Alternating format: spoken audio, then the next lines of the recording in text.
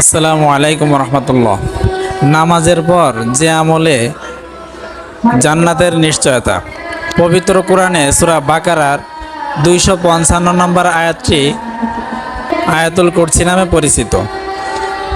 কুরসি শব্দের অর্থ চেয়ার বা আসন। হাদিসে আয়াতুল কুরসি পাঠের একাধিক উপকারের কথা এসেছে। 1. কোরআনের গুরুত্বপূর্ণ আয়াত। উবাই ইবনে কাব রাদিয়াল্লাহু তাআলা আনহু বলেন, রাসূল সাল্লাল্লাহু আলাইহি ওয়াসাল্লাম একদিন আবুল মনজিরকে লক্ষ্য করে বলেন, হে আবুল মনজির, আল্লাহর কিতাবের কোন আয়াত তোমার কাছে সবচেয়ে বেশি গুরুত্বপূর্ণ? আবুল মনজির বলেন, এ বিষয়ে আল্লাহ এবং আল্লাহর রাসূল সর্বাধিক অবগত।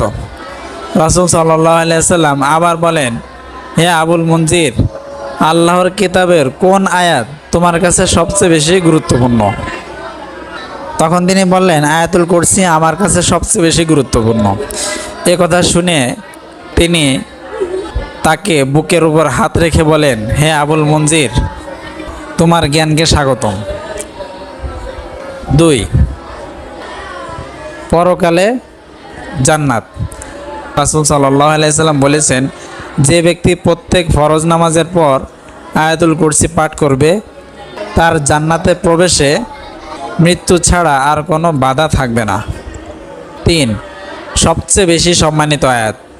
আবু হুরায়রা রাদিয়াল্লাহু তাআলা আনহু থেকে বর্ণিত, রাসূল সাল্লাল্লাহু আলাইহি ওয়াসাল্লাম বলেছেন, প্রতিটি জিনিসের একটি চূড়া থাকে। কোরআনের চূড়া সূরা বাকারা। তাতে এমন একটি আয়াত আছে যা কোরআনের অন্য আয়াতের নেতা, সেটা হলো আয়াতুল কুরসি।